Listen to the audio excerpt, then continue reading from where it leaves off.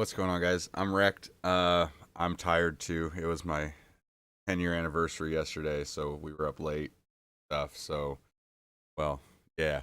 So, yeah, I'm tired too. And but I'm happy to be here. It's going to be a good topic today. And I'm really looking forward to it. So, yep.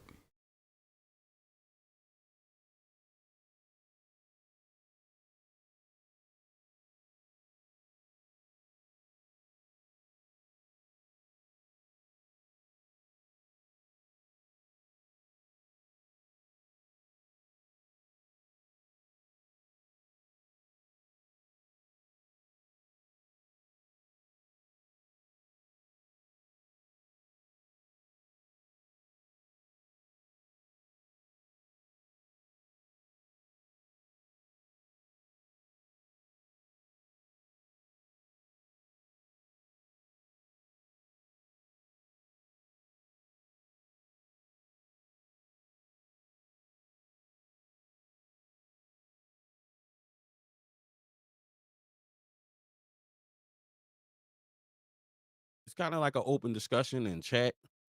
I definitely want to see you guys chime in on the discussion as well. So I guess we'll start with Black Ranger. What have you experienced as far or what you consider to be toxic in the gaming community? And what was your experience? And we can just piggyback off of that and discuss that in more detail. Faux show. So it's been a lot of toxicity in the community, and it comes from both sides, as Marcus said. Whether it's as a creator, as a fan, you see it from both ends. As a creator, I don't get it as much. I've had a few people maybe say something on the video about different things. Oh, I can't hear you. Turn your music down. And I know Marcus has gotten those type of things, and I'm pretty sure uh, Mike Rec, you might have heard some of this too. But you see that a lot, and a lot of times it's people who don't have channels or may not be returning viewers. They just pop on, and I'm okay with uh, criticism, or anything that's going to help the channel get better, help me get better as a creator. But there's a lot of times when people just come on just to talk trash. They just come on to hate. You see it a lot, whether it's actual creators that are doing this or people that just are fans of other creators that come on to try and make you feel less than about your content. And it's getting to be to the point where it's like, dude, why would you even do that? We're literally here to talk about games. We're supposed to be here to just have fun. Like, it's a hobby that we all doing. And whether you're an avid gamer, um, somebody who's a mobile gamer, you a gamer is a gamer. We all like to have fun one way or another. So why come on just to bash and talk trash? My mom always said, if you don't have anything nice to say, don't say nothing at all. That's kind of old and outdated, but at the same time, like, yeah, man, calm down. Like, Yeah. chill out. Let's just Yeah. have fun. Yeah, I agree. I just never can understand the the the the energy.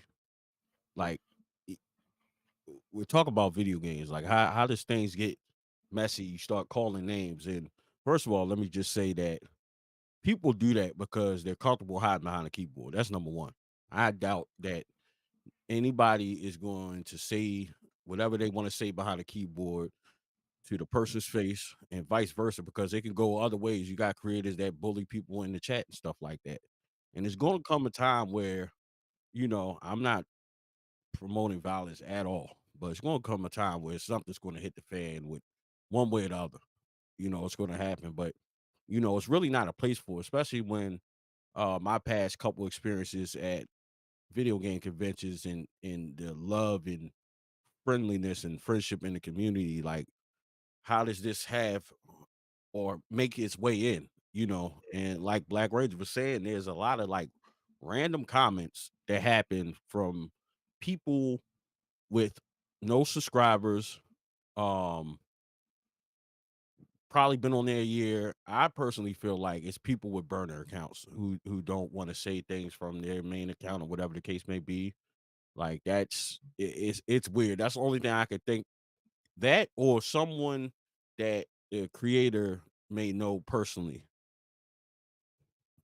So that's the only thing I can kind of think, because it just doesn't make sense. And it's just weird that you have people that will normally a thumbnail, like, obviously, if you're a content creator on YouTube, you're gonna make sometimes clickbaity thumbnails. You got to get people to want to watch the video, but you probably have an idea of what the video is about, because you can easily click on the channel. Oh, this is a gaming channel. If you don't like gaming, why are you clicking on the video? Yeah. And you want to, call names or whatever the case may be, and come in there and bring a negative energy. But that's strange and corny to click on a video just to leave a nasty comment, or just keep it moving. Like, I just feel like it's no space for that. Not in this, because regardless of how everybody or anybody feels, you know, the gaming community and gaming as a whole and collecting may mean something totally different to an individual versus how someone else perceives it. They're nerds and this, that, you see these comments so much. I've seen a comment on someone else's page. I'm not going to say who, because I don't want people to go over there and look at it. But they said something about, it was a bunch of creators at a convention, and that video was about that. And the person went in there, oh, I bet you this their first time around a female.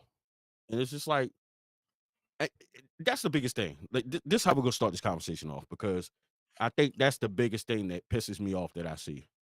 What is with this stigma that people that either game or collect or vice versa live at home with their parents, don't have a house, don't have a car, don't have a family, don't have a career? Why is that? Why is that? How did that happen?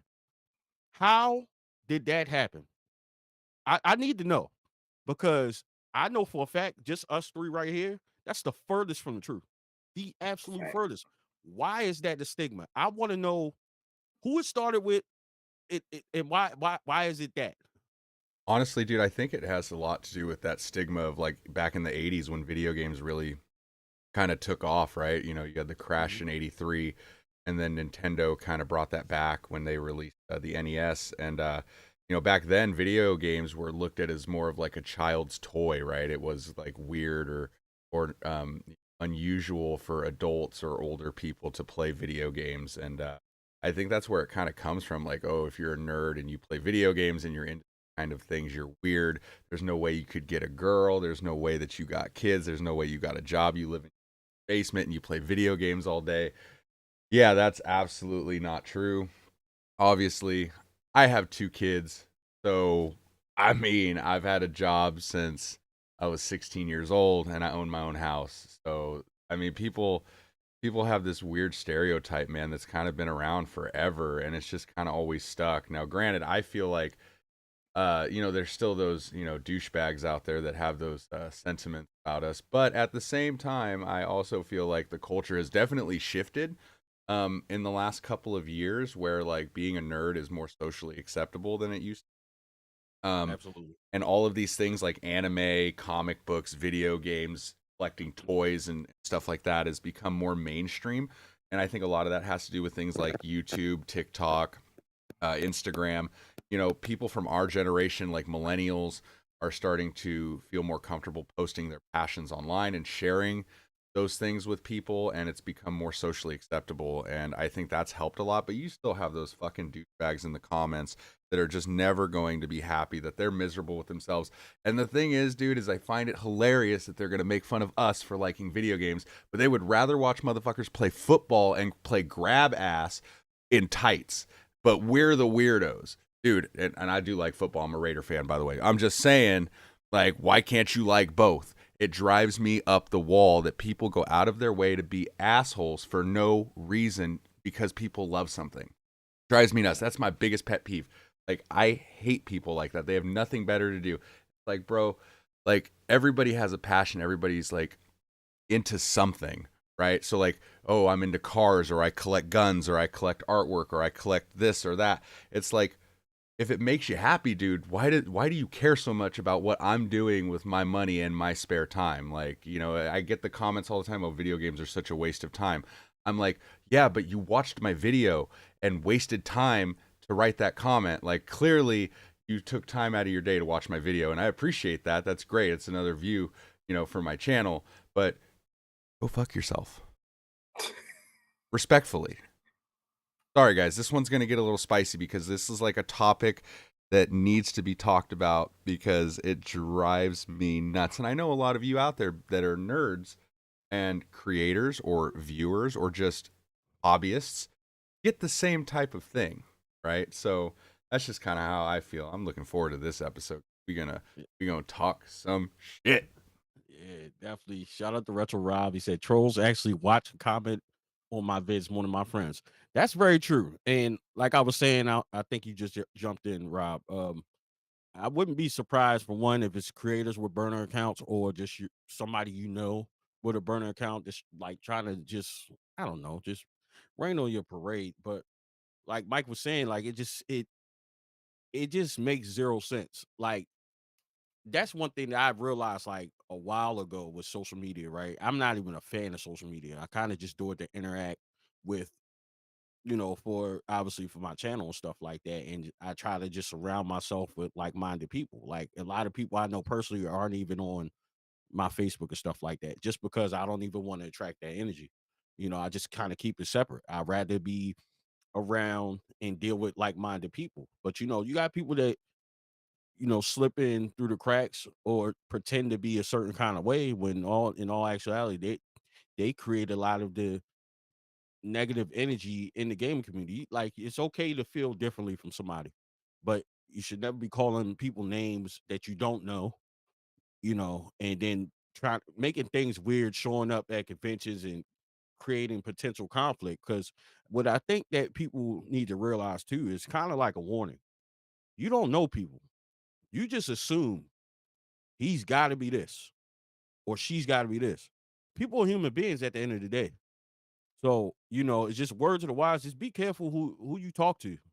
And especially if you actually, want to try to do that in public, in a Oh public yeah. place, Oh yeah, dude, you because know? that's the crazy thing, bro, is like people are wild, man. Like they assume because someone's a nerd that they won't punch you in the mouth. Like like straight up, because at the end of the day, like we're all adults here. And like if it was about anything else and you came up to me on the street and like got in my face or like made me feel some type of way, like you never know. Like and they do it because they've gotten away with it, but one day that they meet the wrong one. You know what I mean? And Yeah. I Could be mean, having a bad day. yeah, they could be having a bad day, and they get you, because you think, oh, they're a nerd, they can't fight. Okay, all right, Right. Everybody looks at it. They still think a nerd is Steve Urkel and all these things back then. The funny thing is, it's more of a nerd to be behind closed doors and not actually admit that you like this stuff than to be out. Growing up, especially in our community, you know what I'm saying? Of course, we got sports and all that stuff. Everybody watched Dragon Ball Z, but hell nobody wore yeah, nobody wore the shirts. If you wore the shirt and ran around with your arm behind your back like this, then you were a super nerd in school. However, everybody could still talk about it because everybody watched it. Did that make you a nerd? Slightly.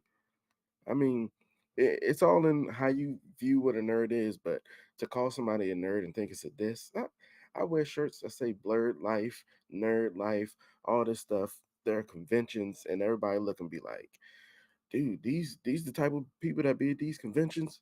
Yeah, you'd be surprised. Me- Meg the Stallion is a super blurred nerd, whatever you want to call her. She do music videos, animated out. She goes to Japan and Tokyo and does cosplay.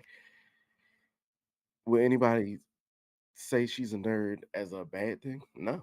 They like, absolutely man, not, dude. that like, come on. And then people just look at it like I've learned there are also like with these trolls accounts, there are people who just love the attention that they get from being negative.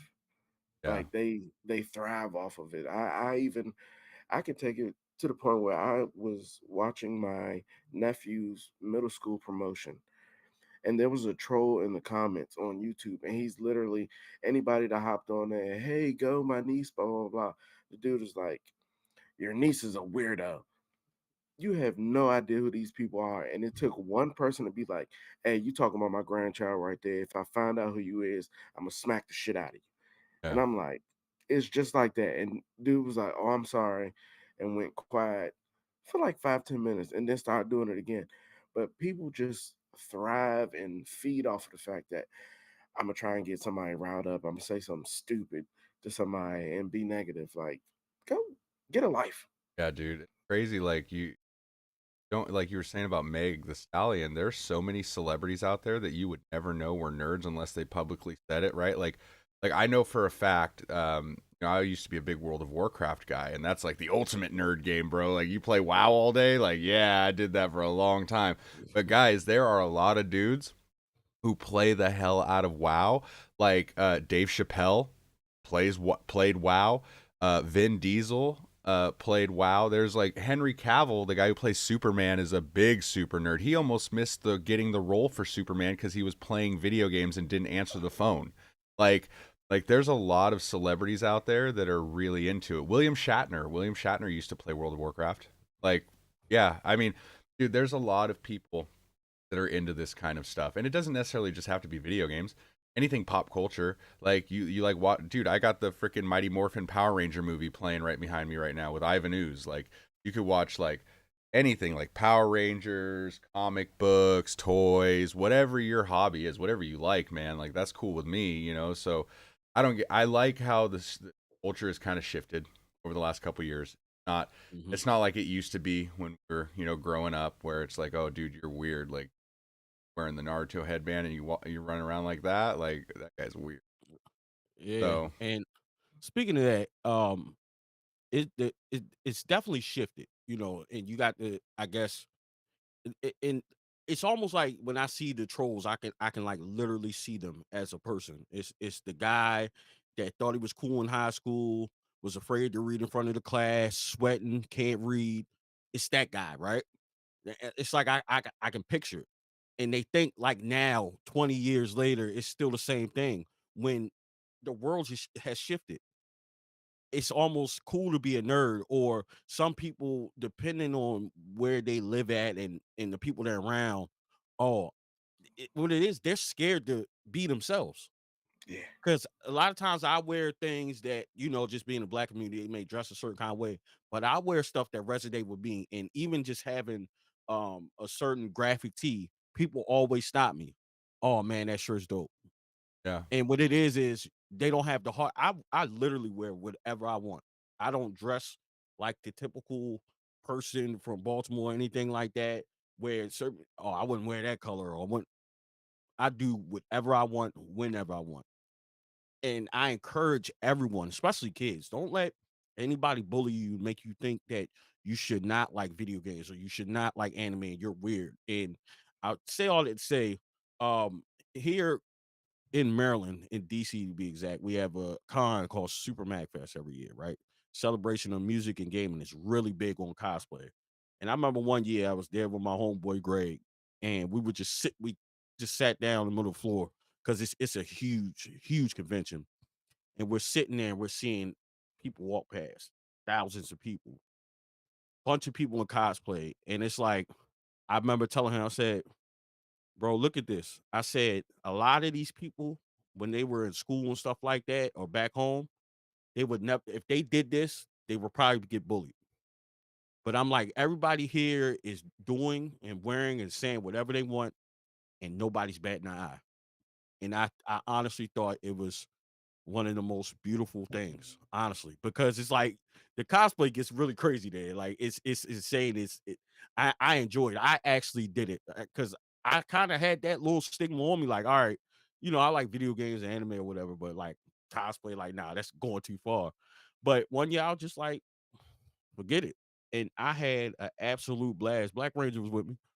I had a Facts. blast. It to me, it made it that much more fun. We went out like to restaurants that was still in our cosplay, and people like got a kick out of it. And like we were like kind of in the hood, like, but nobody like looked at us weird. They just kind of like we ordered food from one restaurant, and I was cosplaying as Mario, of course. And they're like, Mario, your food's ready," in the whole restaurant. Like that was kind of funny, but I can just appreciate, it's definitely a lot more accepting, and I think some of that responsibility is on us too to make kids feel comfortable. Like it's okay to be different and like whatever it is you like, and just maintain your confidence within yourself. Yeah, that's how things will Yes. change, dude. Is that like when we were growing up, like especially okay, I would say more like when our parents were growing up, like through like Hmm. the '80s as like preteens or teenagers and stuff, when Dungeons and Dragons was coming out and like the NES and video games were rising in popularity.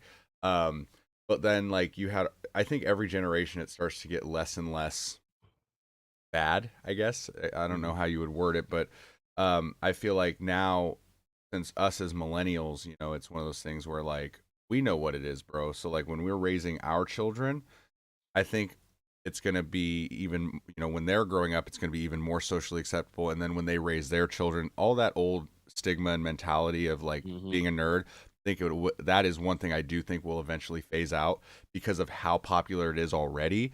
When our Hmm. kids, my daughter, you guys have kids, like when they get older, um they'll do the same thing in their kids, and it'll just like slowly start to disappear, as time goes on, and the old people die. And they get phased out, bro, like, uh so I mean that's just the way it is. Like it'll change where like, like back in my day I walked up 3 hills through the snow to get to school, and I worked 10 jobs, and I ain't had no time for video games. Shut the fuck up. Like, I'm sorry.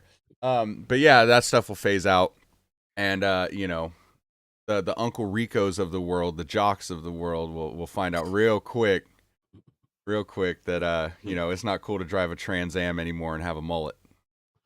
Right. Well, not maybe not the Trans Am, because talking to a Camaro guy, so let's hold off on that. Maybe the combination of the Trans Am and the mullet. You know what I'm saying? Like that's still cool, but we don't need any more Biffs to be around. Yeah, like Back to the Future. wanting to relive the glory days of when they were playing high school football, in 1982. Like, Yeah. Or Trip McNeely from what was that? Can't Hardly Wait. yeah. Kind of went to college. He was the man in high school, went to college, and he was just a total loser with warts on his feet. The funny thing is, speaking of college, like that used to be the stigma too. Like there was times when it was looked at, especially in some of the more uh, hood communities, I guess I would say, like going to college. Like, dude, you went to college? Who does that? When I went to college, it was more it was more dealers in college than anything else. And I'm like, dude, all the hood dudes in college and all them Car graduating. dealerships? Said dealers. Nah, You had nah, Ford, Chevrolet. nah. They was dealing something. They had Broncos, but it wasn't that. It wasn't no. Yeah, like these. You look at it's like all these old stigmas of it's not cool to do this. It's not cool to do that. Cool is whatever you make it, bro. Like Right. I just like Marcus said, I do what I want when I want, wear what I want, and all that. And people still come up eventually and be like, I might get a DM or something behind the scenes, like, dude, that's dope. Like I ain't know you had this type of stuff. I didn't know you had that type of stuff. And I'm like, I'm glad like my community, close community, can see like, nah, like this is what I do for fun. Like, and you can't talk trash about it because you're sitting here like, man, I gotta come visit the basement. And I'm looking like you guys would be surprised if you saw some of the people I hang around. If they saw my basement and then went somewhere like Marcus or Rex room, they'd be like, man, French, you ain't got nothing, but it's still cool. Like, Yeah.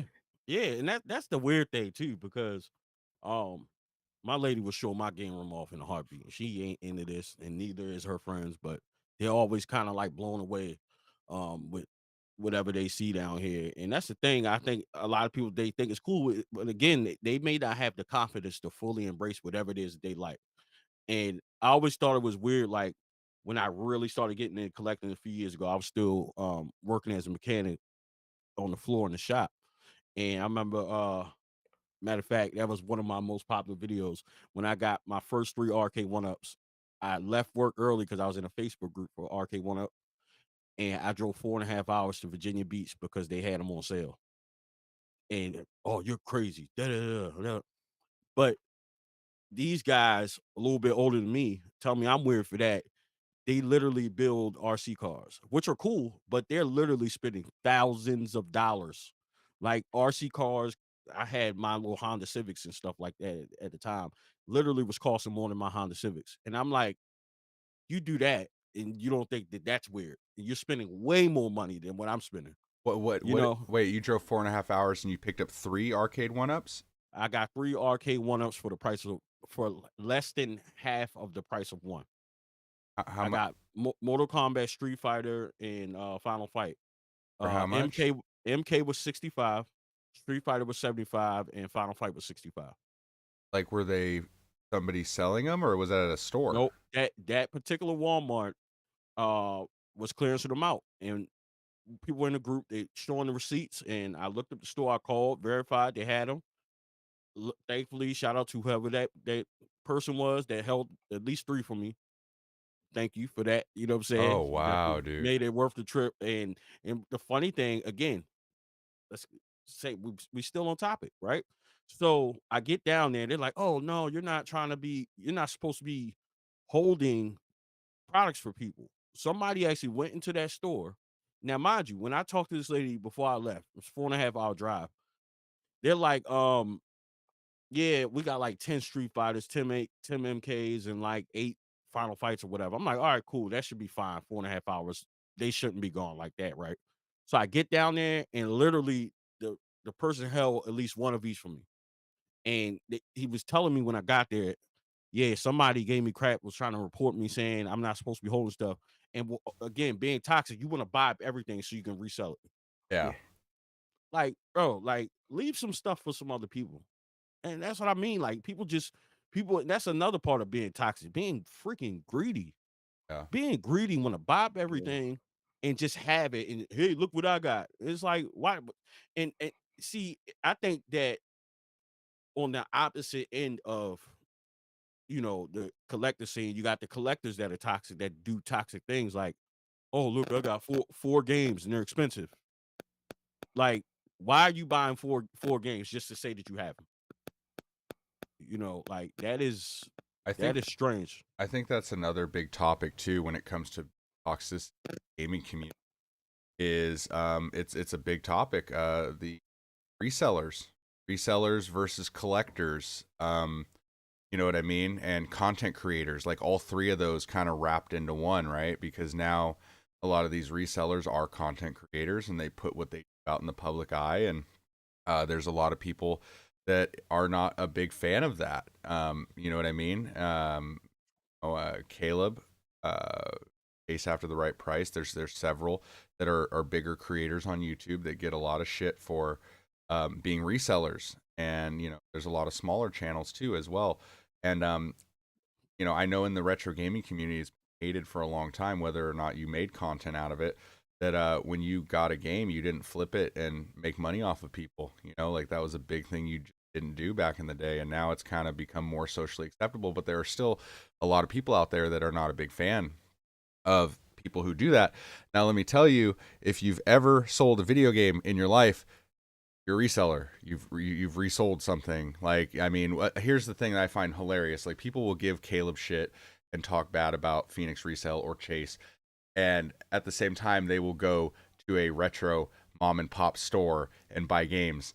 Please explain to me, like genuinely, please explain to me what is the difference between Caleb and going to Retro Rick's store. Like, what is the difference? Because Rick has a store. That's the only difference. Because Caleb is going to buy your games from you under market value and then sell them to make money. No different than if you go into a GameStop or you go into a retro mom and pop store. They are only going to give you between 30 and 60% of the value of your game. And then they are going to sell it for full market value, or depending on the rarity of the item, above market value. So what is the difference between a reseller and a video game store? Because they're doing the same thing. Just one has 4 walls and one doesn't. And the thing is only issue I have with resellers is how they do it. Their actual business practices, really scummy, shady things, and lie to people. But if you're honest and upfront, like, hey man, I got to make some money. Like, I know that when I go, like, I have 3 friends, each of them own a game store in my local area. I've been friends with them for a while. I know when I go in there with a stack of games to trade into them, I'm like, hey, I know these are the good ones, so I know you're going to give me between 60 and 70% value, right? I know you got to make some money. What can we do on these? Where you make money, I get something out of it, and everybody's happy. No different than, dealing with resellers. It's just how you conduct yourself, right? If you're going to lie and cheat and do that, it's no matter what you're doing, you're a piece of crap, in my opinion. But there are right ways to do it. And that's why I think I like and respect Caleb and been watching him for years, because he will literally walk into a game store and be like, hey, man, I'm going to check prices on my phone and I'm going to pick up games that you're slipping on and I'm going to literally sell them and make money. And I'm going to film it. Are you okay with that? Yeah, you're okay with that? Cool. I'm going to promote your store. You're going to be in my video. He doesn't say it like that, I'm sure, right? But but he's honest about it. He's like, hey, I'm going to scan every game in your store. I'm going to try to make money on you. Are you cool with me filming? No, you're not? Okay, I'll go to the next one. Like, at least he's honest, right? Like, don't lie. Like, that's the biggest thing. But people get mad because, they blame YouTubers like resellers for inflating prices. They blame guys like Metal Jesus for the hidden gems videos because those inflate prices, right? Like people get, collectors, are just mad because they can't go to a yard sale and buy Earthbound for 50 cents anymore. Right? Like that's why people get mad. And it's like, dude, like I go out hunting all the time and I still find stuff. You just gotta grind for it. I don't know. I think those are big issues in the community as well. It's like a big divide right down the middle. Yeah, I think the biggest thing is most time people just get upset because you found it or Yeah. you got it and they didn't. Yeah. Like, I mean, you see stuff, you're like, dang, I wish I had more of that here, especially like in Maryland. Like our thrift stores suck, you know. But I've had a couple times where I've gotten like pretty freaking lucky, But it's not on the regular. That would be nice to have like a side business. But at the end of the day, it's not. I hate when people try to blame somebody because someone else doesn't know the value. Like, and it's times where I'm always completely honest because I may look for something if I can find something like on Marketplace. And I remember talking to this young lady. She had I think she had a Nintendo 3DS, and we all know like 3DS skyrocketed in price, right? So she had it for a certain price, and she's like, "Yeah, uh, a bunch of people been hitting me up," and I said, "Look on price charting. It's actually worth this." Because asked her what was the lowest she would take, and I said, "Yeah, actually, I was going to look to make a little bit of money off of it. It's not a big enough margin for me, but I said, but since you're selling it, use this." And she was really grateful for me telling her that because somebody made her offer, and I was just like, "Yeah, if I were you, I wouldn't take less than this because Yeah. you can absolutely get this for it." So I was being straight up and she was thankful. Like I told her about price charting and stuff like that because I think she was selling her dad stuff or something like that. If I'm not going to get it, then I could be honest with her. I'm like, that's not a bad price if you want to take it, but you absolutely can get this amount for it for sure.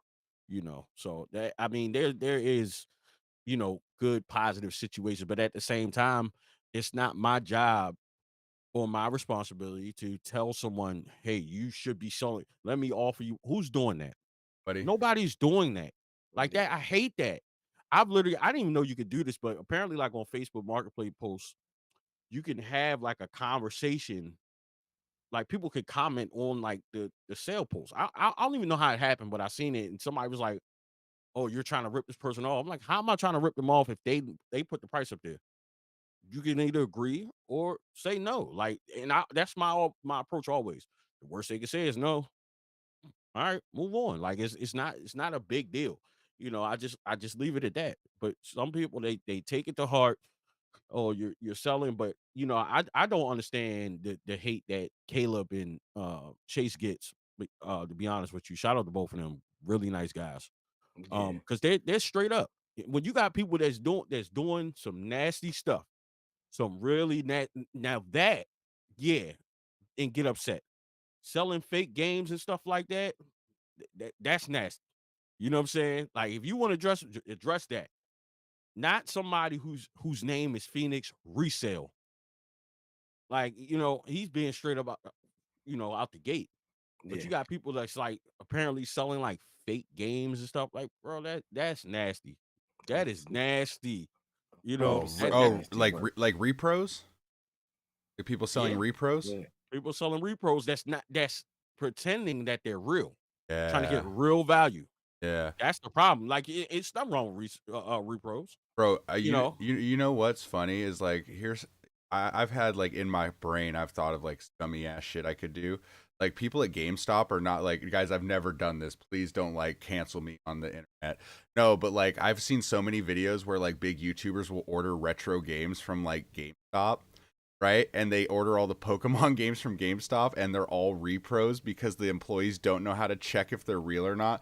Bro, like, you yeah, know how many times I've thought about like snatching up like 10 copies of Pokemon Emerald and just dropping them off at a GameStop and like, like, bro, because like train your employees, dude.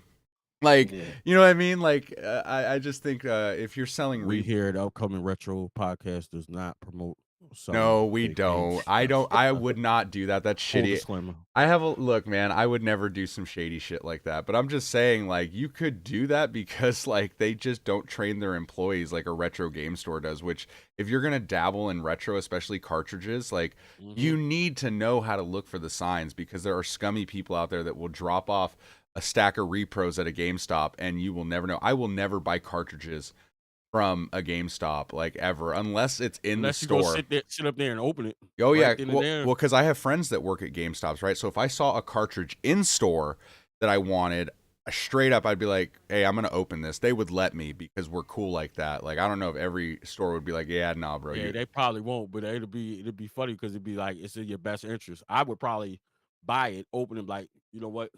You just got jerked for this game. So Yeah, just yeah. so you know. That So you Earthbound is know, I'm gonna fake, return it. buddy. You know. Yeah, and that's really unfortunate. But I mean, that's kind of on GameStop. You want to dabble in something, you better do your research, especially something like that. You come in there, and yeah, you may not get market value and trade, but you probably gonna get a nice little penny off of something that you paid a few dollars for Yeah. sure.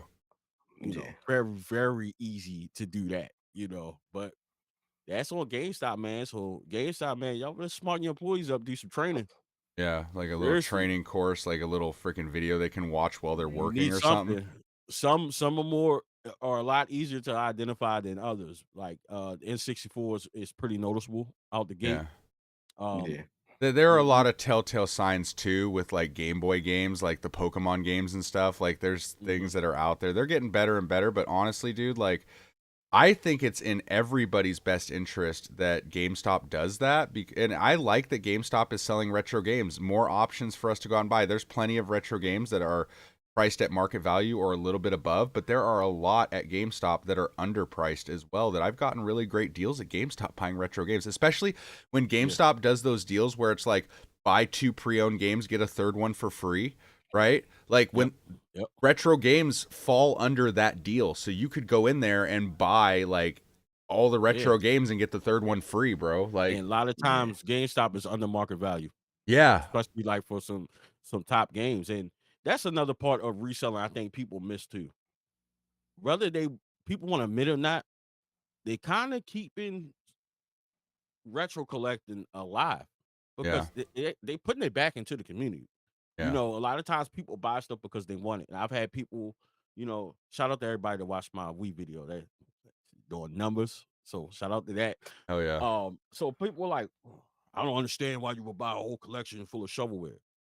That's all opinion. Every console has its shovelware. Like, let's Everyone. not get that twisted. Oh Right? yeah. You just want to say we is more. But the truth is, that's why I want to actually go through. I'm gonna try my best. It'll take years, but I want to go through and play stuff because there's a lot of games on here that are great to play, and it's probably some of them may be guilty pleasure games on top of that. Like you don't know what's good if you never played it. You just assume.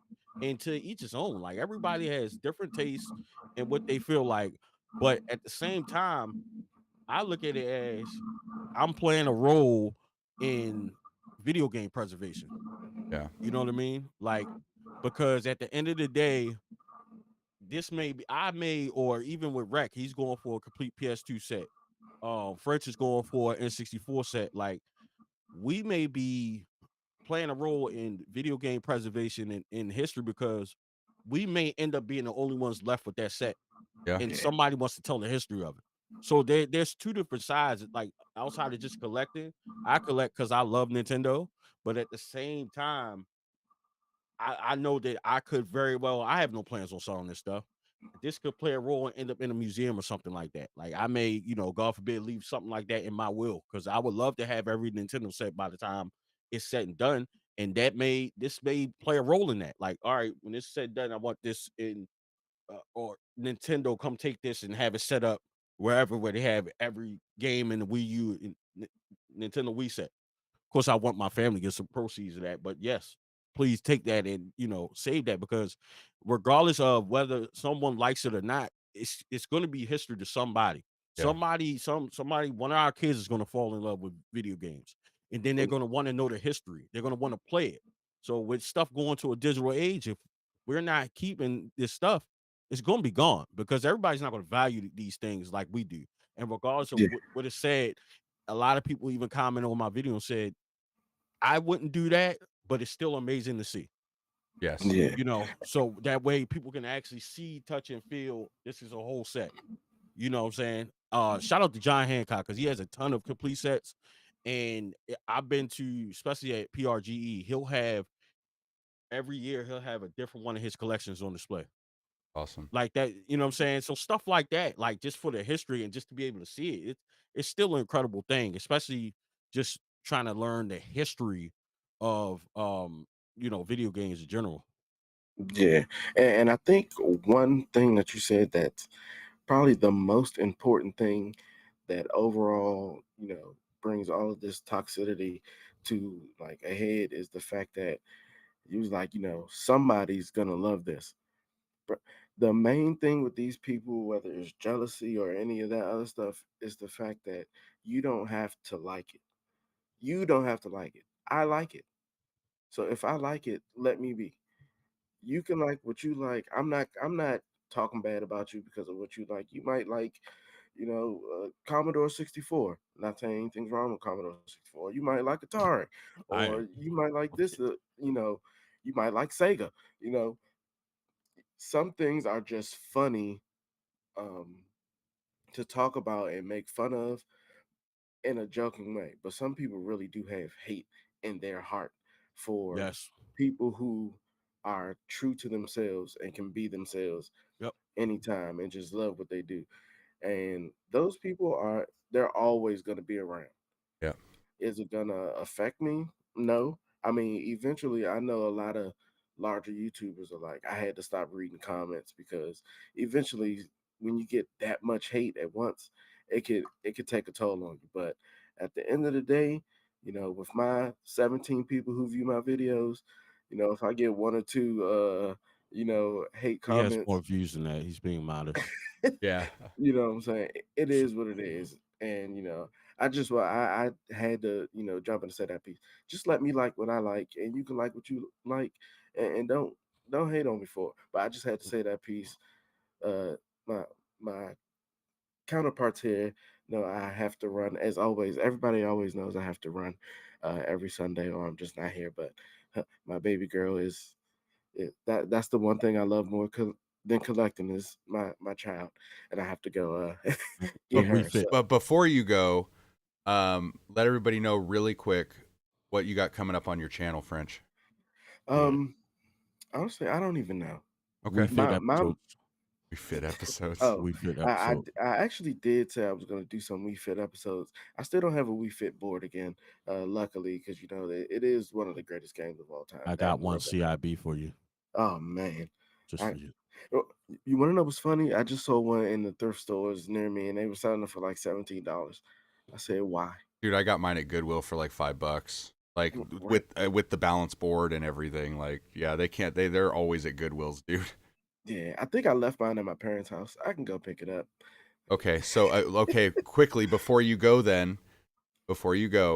leave us with this so that you can rile the comments up. Give us a quick gaming hot take before you bounce. quick gaming hot take. Give us a good one. You want a good Waffles one? over pancakes. I do like waffles over pancakes. Waffles over Yeah, pancakes. yeah. What's a good one? I had Let's one. I'm not be trying to think nasty, of. guys. We're not gonna be too nasty. Oh, why not? Um, no, I can't say that. That one's terrible. Quick gaming hot take. Um, college football 25. It's just another game, you guys. Like, don't get riled up in it. It's just a game. Isn't that what we say about everything? It's just a game. It's just Did you a guys get it? football game in That- college. That's a bit of a hot take. That's a Dude, bit of a hot take. I For was sure. I was at GameStop picking up my World Championship, my NES World Championship, and they were doing like a kind of like a midnight release, dude. There was hella people. Yeah. No, because college football hasn't been around. And it's funny that that got brought up, right? College football hasn't been around since 2014. That was the last one, right? And I Yep. seen a post on Marketplace. You know, college football NCAA 14 went up in the hundreds. Yep. I saw a post on Marketplace this morning, no lie, for PS3. That drove was $30. I was like, look how the times have changed. Yeah, As soon dude. as a new one dropped, but I mean, That the joint happens to looks all those fire. games, Like, dude. Like, I ain't gonna lie, I might gotta get it because just that is going to make Madden a better game. Because if you guys haven't played it, I'm sure a lot of people would just whatever they just crap on sports games, but you're able to progress your players from college into getting drafted into Madden. Like that's fire. that Like is dope. that coming back, like that's cool. Oh, Honestly, I feel like that was a good hot take. And you want to know what? I'll leave you with another hot one, and I'm literally gonna just say it Pause. and run. But sports games are better than some of these other genres of video games, and I'll leave it at that. Such as nope. Nope. give us a genre. What are sports games better than? Nipple twister. Tell us. Tell us. You watch yourself. Sports games are better than RPGs. Get and you heard it here get first. the hell out of here. Go be with your daughter. Go be with your daughter. I about had a heart attack. Your daughter needs you. We do not. All That's things messed are a up. matter of opinion. It's not. This is not the thoughts of all your podcasts. Oh, we know. Hosts. Oh, we know. It's all opinion, but it's true. All right. All right, We're bro. removing Frenchard. He's got to go. God dang, dude. Yeah, I know that pissed people off. Better than some RPG. Well, maybe some. He's not totally wrong, but you know the. Okay, I will admit there are some. I love RPGs, dude. RPG and horror games are my jam. But there are a lot of sport. Dude, I grew up playing sports games. I played Madden, 2K, NBA Live. Like I was into that shit growing up. I played a lot of that stuff growing up. I really like the arcade sports games, kind of like NBA Jam, NBA Street, NFL Street. You know, like I'm into all that stuff, dude. Like I still play those games to this day. I'll still go back and play like an old Madden or an old 2K because those are the rosters that I grew up with, you know, playing. Like exactly, bro. Like I was playing Madden a few weeks ago, Madden 2007, and I did a fantasy draft. Like, and I remembered all the players from when I was growing up. So like I'm still into sports games. I like all games, dude. If it's a good game, it's a good game. I don't care what genre it is. All right, we got a question in the chat from a friend of the channel, my boy Life of Tay Gaming. Shout out to Tay, man. We got to get you on here too, bro. He wants to know what's the most recent RPG you played. Oh my goodness. Okay. Fantastic question. That I've finished or that I'm currently playing, because I'm currently going through a couple different ones. So right now I popped in on the Xbox 360 Infinite Undiscovery, which is fantastic. I'm working on that one. I'm also working on Ease 8, the Lacrimosa of Donna, I believe is what it's called, on the PS4. Dragon's Dogma 2, one of my favorite franchises ever. I'm playing that on the PS5.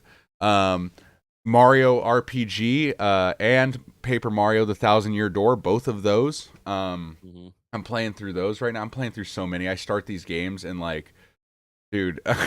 But I'm playing through a lot of RPGs right now. I'm trying to think the last one I actually beat, though. It's off the top of my head. I'm like drawing a blank right now. Let me think about that, and I'll get back to you guys on the last one I actually like beat all the way through. But yeah, Yeah, so the last one I played is funny. The last one I played actually was yesterday, and it was actually a mobile version of Fire Emblem. And I'll give some insight to why I was playing it. So the reason I was playing is because if you guys are familiar, if you go on the Nintendo website, they have certain things that you could buy with your platinum points. So they have the Nintendo World Championships hat that everybody was like kind of picking up with their points. Rob got his already. Shout out to Retro Rob. He literally has his hat. So I was trying to get some more points. So you get points for playing and stuff like that. So I was playing that. I actually was having fun with it too, because it's like you definitely could play RPGs on mobile, and it's Fire Emblem. So it was like pretty freaking cool. So I was having fun with that. And Are the hats I'm still actually available? yeah, yeah. You still can get them, but you can't buy it. Damn. You can only use platinum points. How do you get platinum points? What is You that? can go on the website, and it gives you different missions. Like you can literally go to different, like all the games have their own website. You can go there and do different missions. Like Splatoon, you find the 5 missing squids within the website, and it automatically goes to your account. Now, what are those points you get from just buying a new Switch game? Are those I are believe those those platinum points or no? sometimes it's platinum points for buying. Yeah. Okay. And I think there's another set of points too. But Okay. even just logging in, linking your account to Google, all those are points. Dude, Adding I friends want and that stuff like that. hat. I have a I, feeling that hat, like 10, 20 years from now, is going to be worth some money, dude. I think so too. I think the game is gonna be worth some money. Like I got 2 copies of I'm not a scumbag reseller, right? But he is. But some things I kind of feel, as a collector, you do want to make something work for you. Like you can either do the quick flip to kind of cover your costs of what you want to spend, or you know, it's kind of hard to predict the future, but you can have an inkling, especially with Nintendo. You can kind of tell certain games are probably going to have some value, Zelda, Mario, stuff like that. Yeah. And this Nintendo World Championships, like people are really, really excited for this game. So of course the deluxe version everybody's getting, like Mike said, the hat. So I got the hat coming. Um, so I ended up getting 2 copies. I'm supposed to sell one because I've thought about returning one. I was like, yeah, I just need the one. But part of me wanted to keep it sealed. I would have kept it sealed. The only reason I want to open it because I want to display that gold card. I ain't gonna lie to you. Like I was Yeah. like, that's why that was my reasoning for buying 2. Because other than that, I would have kept it sealed. Well, That's the same as my well, speak. Tears of the Kingdom. It's completely sealed. I refused to open it. Well, speaking of games we picked up, do we want to get into the pickup section of the Yeah, podcast? Let's let's see. do Let's it, see what man. you got, man. Or do you want me to go first? It's up to you. I can go first. Okay, sounds I can good. go first. Dude, what you know what we need for the podcast in the future, guys? Let us know what you guys think in the comments. But like when we have different segments, like I want one of us to hit like a hotkey button, and then it does like video game pickups, wow, wow, wow, or like something like that. Yeah, Like you know what I mean? Like something cool like that. Like I'm working on that. I need to get a stream deck for that. I need to get another oh, one. dude, I have a Stream Deck. They're amazing. But yeah, like when we do different segments of the show, like gaming news or gaming hot takes or whatever, like yeah, just like a soundboard, like because I got my Stream Deck like right here, like with all my sounds already programmed on it and stuff. And dude, it would be cool to make little scenes Yeah. like that. All right, so I'm gonna get into my pickups. I actually got these a little while back. So I picked up some NES games because I'm trying to kind of build out that collection while building something else that you guys will see very soon.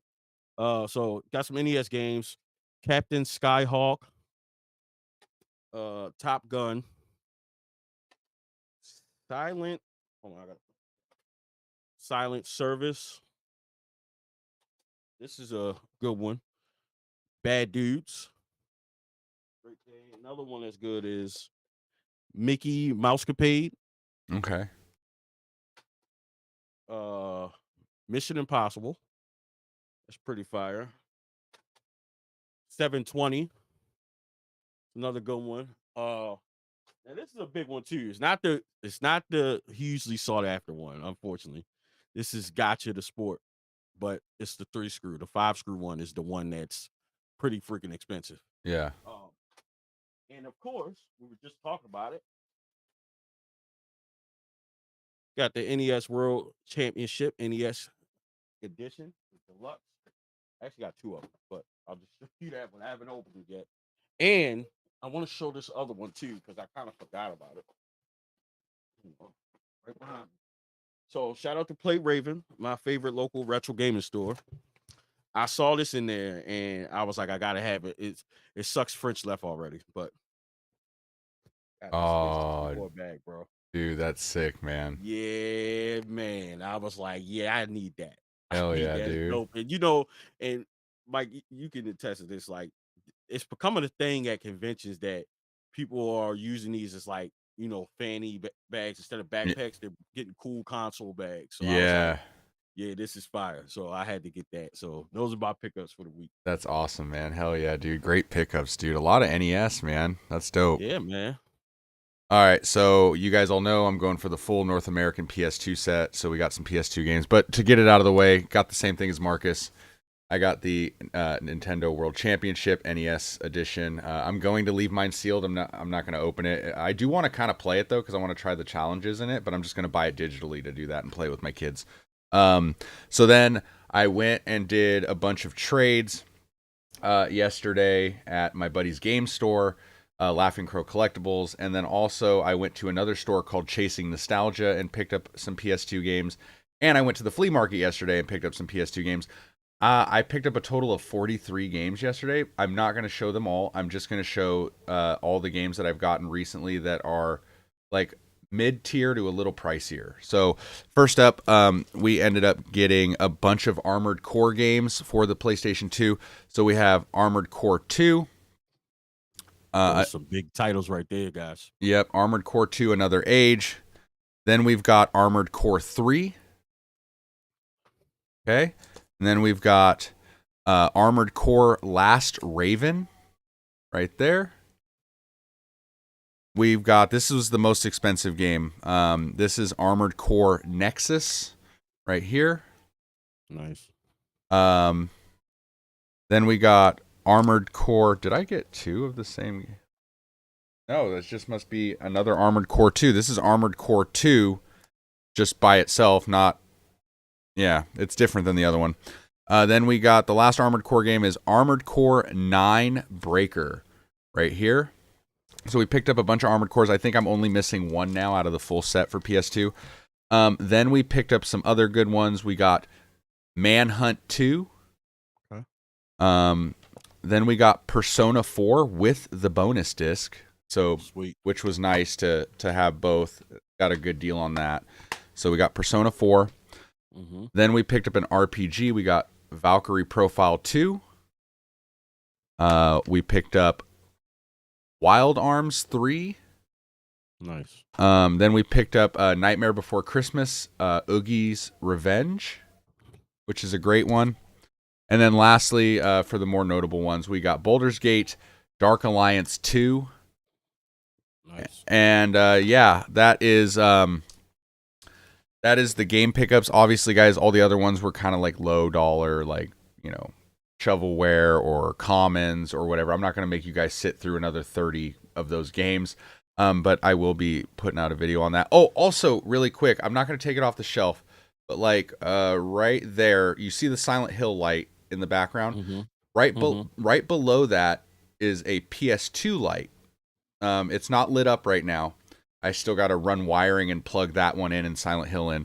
But that PlayStation 2 light is made by the same person who made the Silent Hill light, our buddy RetroBeard, who's shout out amazing. to Adam. Yeah, shout out to Adam. He's amazing. I bought the Silent Hill light at SoCal Gaming Expo when I was with Marcus and stuff like that. But about a week or so ago, week and a half ago, I got like this package in the mail out of nowhere, and it said the address was from RetroBeard, and I'm like, I don't remember ordering anything. So I opened it up, and there was a note in there. Let me grab the note.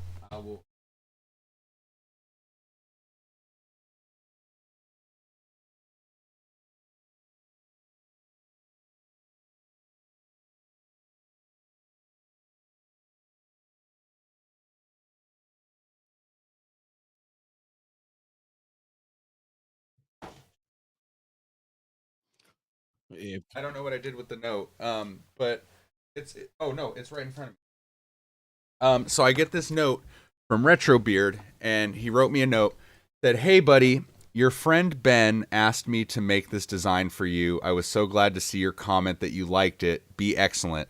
So Ben, Retro Escape, who was in chat earlier, Shout out to Ben from the Pixel Game Squad, as a gift, he like reached out to Retrobeard and was like, "Hey Adam, Mikey is going for the full PS2 set. Could you do a custom sign?" Like he had never made a PS2 sign like that before, and him and Ben like were going back and forth on how it should look and like fully designing this thing from the ground up, and I got it as a gift in the mail. So shout out to Adam for taking the time to make this custom light for me. Adam, great guy, great products. Make sure you go look him up. Look up Retro Beard. He has some very excellent products. I bought the World of Nintendo light, which I think I showed that off last week. I love that. I just got to find out exactly where I want to put it in my game room, but I've been wanting mine since SoCal, but I bought mine at Siege. We got Retro Gaming Pandemic in the comments. Shout out to Eric. Yo, what's up, Eric? But yeah, big shout out to our friend Ben from the Pixel Game Squad, dude. Like that was more than generous. Like that was such a nice surprising gift. And the funny thing is, bro, is like Retro Beard had posted on Instagram when he finished that light, like designing it. It was the only one he has made. And he posted it on his Instagram and was like, "Oh, I made a custom sign for a customer." And I commented on it. I'm like, "Bro, if you make any more of those, please let me know. I will buy it." And he was like, "Oh, I'll probably make some more after convention season." Little did I know, the one that he posted was mine, and I had no idea. Right. So, Ben, I love you, bro, man. Thank you, Ben. Thank you, Adam. You guys are amazing. And I can't wait to get it set up and plugged in and then lit up, in the background. So I just got to run some cable that's long enough from up there. But yeah, dude, freaking awesome gift. My favorite thing. I love it. Yeah, that was awesome. It's funny that you got that sign because when we were at Siege, I actually heard Adam talking about, I think it's in the background of one of my videos. Somebody said something about a PS2 sign. He's like, "Yeah, that was my first time making one."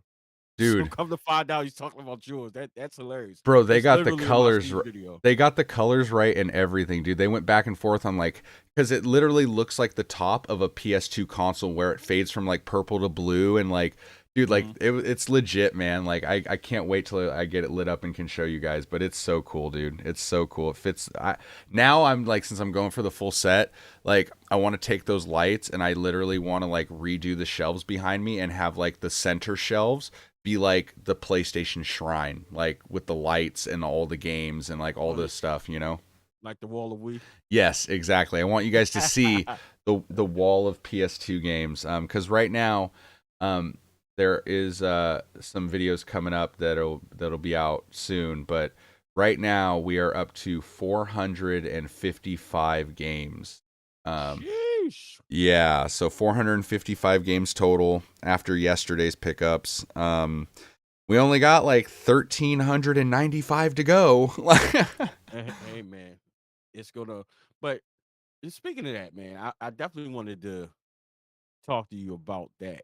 Yeah, like because this is the first complete set you're going after, right? Yes. How much fun are you having going after this complete set? Oh, dude, it's great because I went to, like, for example, like before, if I went to the flea market and saw a bunch of shovelware or sports game garbage, I'd be like, "Oh, great, I found nothing at the flea market today. Wonderful."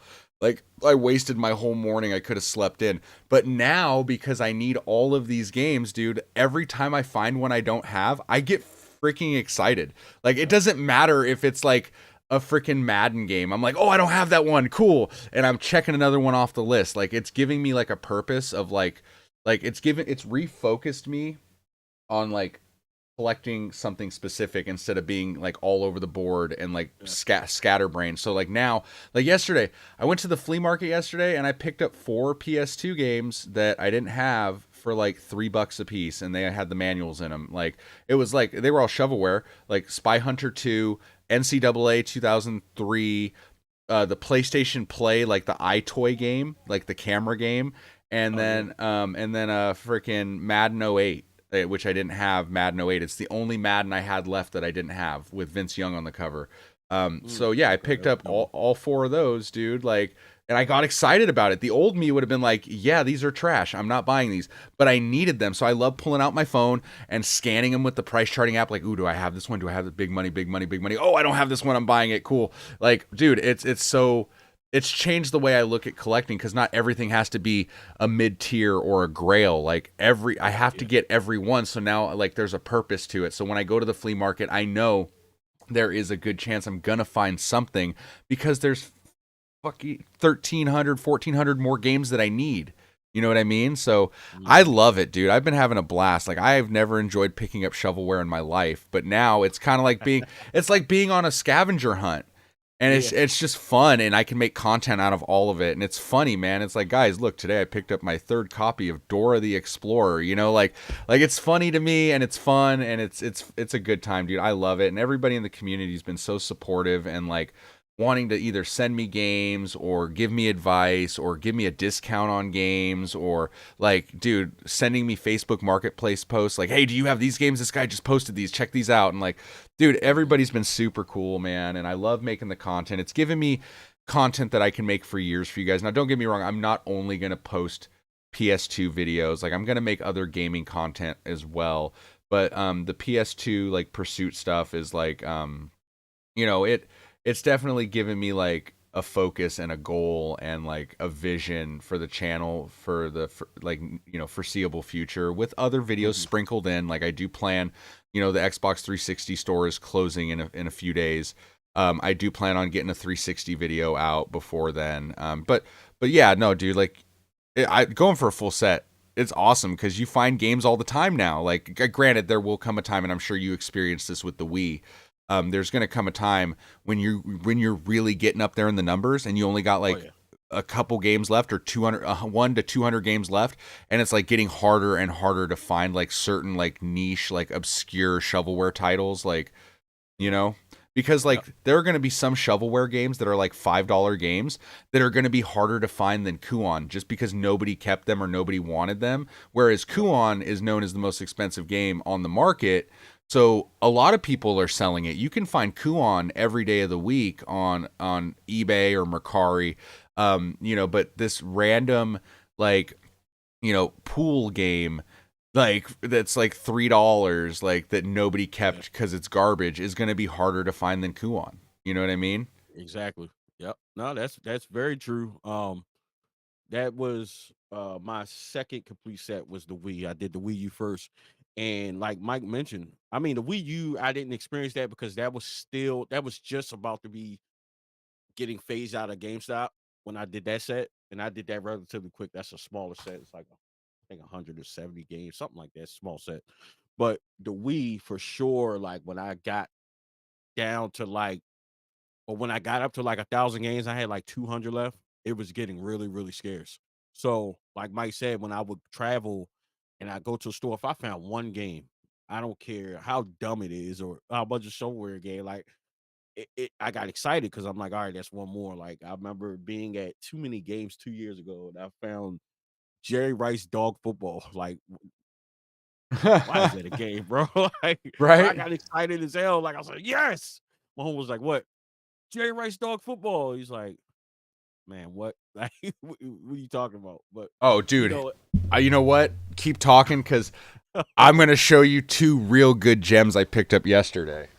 okay, you got some gems, but yeah, you know, I do like the streamline game hunting when you got a focus. Like, I'm looking for only these games. To me, it just makes it more fun, and also like there's a joy I get for when I find games that I need and get closer and closer to the set, especially if I get it for a good deal. Like, you know, I don't care if it's shovelware. Like, I look at the end goal in as a whole. Like, I envisioned this, which Adam, if you see this, and I said it to him in the video, I want a custom sign for a wall of we that's gonna go over this. Like, I saw that. Like, I'm like, yeah, this is what I want to see. And regardless of how much is considered shovelware, I love coming in my game room and seeing this. I Oh yeah. really do, you know. So it's just amazing to see. But Okay, let me so see what gems so did you pick up. so like Marcus said, there's a lot of shovelware. There's a lot of common titles in big libraries like this. Like every library has its fair share of shovelware. 2 gems I picked up yesterday, and these are the types of games we're working with, guys. Like besides the sports games, we've got Strawberry Shortcake, the Sweet Dreams game. Oh my God. Yeah. I need to play that. Yeah, it looks interesting. And then also I had to get Hannah Montana Spotlight World Tour. Like, like these Shout are out to Miley. these are the games that are literally what we have to buy when you're going for a full set, right? And there's tons of games like this. There's tons of games like this. And it's awesome though, man. Like honestly, like why would I ever be excited about picking up Hannah Montana? Like, besides I secretly like am a big fan. I just am excited to pick these games up, dude, because I need them. It's one step closer. But you know what's messed up, dude? And I don't know if you felt like this in the beginning, but like you were buying so many games, right? Like you had like 1,300 something games to get for the Wii set. And it's like at first you're like so gung-ho about it, and I'm gonna do this, I'm gonna hit this hard, and you just start buying games and buying games and buying games, and then at a certain point you're like, yeah, I just bought hella games, my collection went up on price charting, this is great. And then you realize like, god damn, bro, like I haven't even made a dent. Like I just bought 50 more games and I ain't even made a dent. Like that's how I felt yesterday. Like I picked up 43 games, and you saw the good ones I picked up. Like they weren't cheap. Granted, I did it in a trade, so it didn't cost me anything. But like I picked up 43 more games, and a good chunk of them were pricey, and I still have almost 1,400 games left. Like that's daunting, dude. Like and I've only been doing this for like, I don't know, whenever my announcement video came out, like a month ago. So I've only been doing it for a month. When I started doing this a month ago, I was at 150 PS2 games, and now I'm at 450. So I've acquired 300 plus games in a month through doing trades. I've really purged and downsized my collection. So the grind is real when you're going for a full set. It really is. It's pricey. It's expensive. It takes a long time, a lot of patience. But Yep. I'm excited, dude. Like honestly, it's been great. So yeah, I love it, man. But do we want to move on to the hot take section of the podcast? You got a good one for this week? Not yet. I'll let you go first because I know you got one. You get the comments fired up with your hot take. So, oh man, where do I begin? Go right away. We might have to shut it down after you do yours. Yo, novelist, what's going on, dude? Welcome in. Mecha Otaku Gamer asked, I hope you got Tales of the Abyss. Oh, I've had a Tales of Abyss. When I was originally, before I was going for the full set, I wanted to get every RPG and horror game on the PS2. That was like my first goal. And so I have all the Tales games for PS2 already. I've had those for a while. My gaming hot take. What was my hot take last week? Ocarina of Time and Final Fantasy VII are highly overrated games. They're not bad games. They're great games. But are they the greatest in history? No. But that was last week's hot take. We here at Upcoming Retro Podcast do not agree with the views of RectWizard. Listen. I'm going to tell you right now that Final Fantasy IX is better than 7. And I will also say that Majora's Mask, Twilight Princess, Breath of the Wild, Tears of the Kingdom are all better games than Ocarina of Time. But the hot take for this week, let's make it a good one. I think that PlayStation exclusives are only so popular because they have the name exclusive tied to them. If PlayStation exclusives were not exclusive and they were just like every other multi-plat game, they would not be as popular and as loved.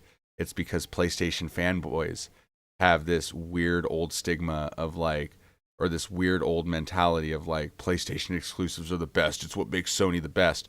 But if I could play God of War, which I can now because technically it's a multi-plat, I can play it on PC now. But if I could play God of War on the Xbox or the Switch, I don't feel like PlayStation games would be as loved or held or placed on a pedestal like they are. And here's an even bigger hot take. I don't think games like The Last of Us are good. I don't think Last of Us is a good game, or The Last of Us 2. I think when people are saying that it's a great story, okay, I'll give you that. But if you play the first Last of Us game, the combat and the controls are so clunky. I feel like I'm playing a duck and cover shooter like a Gears of War game. And I just really don't like games like that. Like where you literally I just feel like the movement in Last of Us is very clunky. I don't feel like it's smooth. It doesn't feel smooth. I do not like The Last of Us at all. And I think that it is ridiculous that Sony keeps remaking a game that's not even old. Can we get a remake of a PlayStation game that actually deserves a remake? Like, these games just came out a few years ago and we're remaking The Last of Us 2? Are you kidding me, Sony? And I'm a Sony fanboy. I love Sony. But you're remaking The Last of Us 2? And we can't even get a remake of, like, some of the greatest games in history? Where the hell can we get some, like, Legends of Dragoon or something? Like, but no, we got to remake The Last of Us 2 because, it came out a whopping 3 years ago, or whatever it was. But no, I'm sorry, dude. Also, I think games like Uncharted are not good. I don't like Tomb Raider. I think that Fortnite sucks. We can go with hot takes all day long. Oh, and here's an even bigger one, too, that is going to drive you retro fans absolutely nuts. Number 1, Mega Man sucks. I hate. No! Oh, I hate Mega Man. And look, I'm not knocking anybody who likes Mega Man. If you like Mega Man, that is great because I'm sure there are games that you hate, that I love. But I don't like Mega Man, and I am not a Sonic fan. I think Sonic games are not good at all. I don't think that Sonic is good at all. Mario is way better. There are so many platformers that are better. Jak and Daxter, Sly Cooper, freaking Ratchet and Clank, freaking Banjo-Kazooie. There's so many better platformers. Sonic the Hedgehog is an awesome character, but not an awesome game. And I love his movies. I just don't like his games at all. It's not good. It's not good. Mega Man and Sonic are trash. And I think that run and gun shooters like Contra are not good. Anything else? Any other hot takes people are gonna hate me, and not everybody supports my opinions, and I get it. But I'm just nobody. I'm just throwing it out there that Contra and Mega Man, those side-scrolling shooter platformers, whatever you want to call them, dude, I'm sorry, they're boring, they're kind of boring. And they're not very fun. Just like the side-scrolling, and don't get me wrong, Symphony of the Night is cool and all, but side-scrolling Metroidvania games are don't give a shit. Next. So yeah, those are my hot takes for the week, man. I just had to really rile you guys up.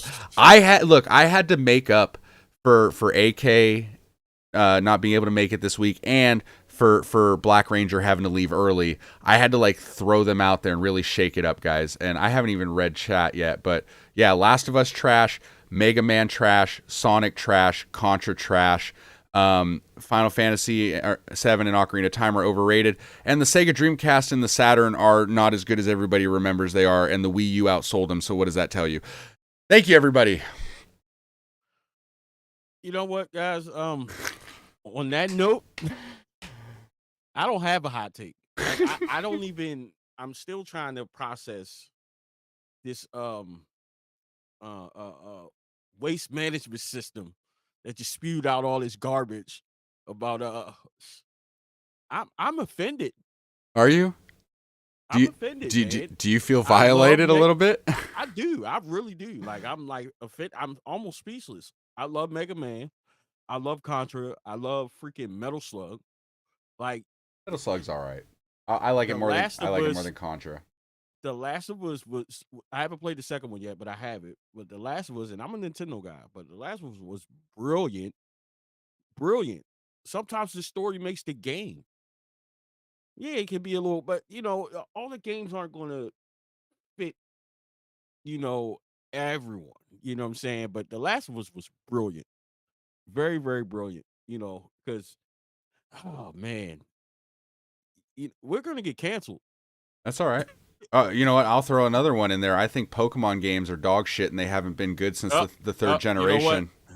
On that note, guys, This has been episode 4. But listen, hear me out. Hear me out. Pokemon has not been good since Ruby, Sapphire, and Emerald. And okay, hear me out. I will give them this. Soul Silver and Heart Gold were good, but those were remakes or whatever of games that already existed.